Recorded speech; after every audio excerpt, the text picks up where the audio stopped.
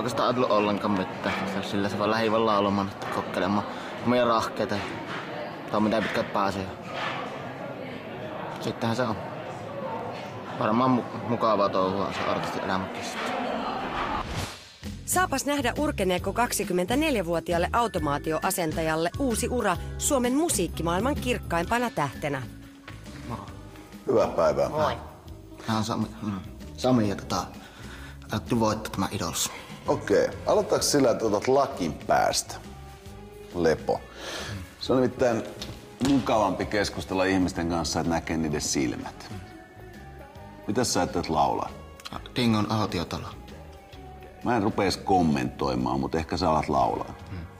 Aurinko laskee sun selkäsi taa, se värjää sun hiuksesi punaisellaan.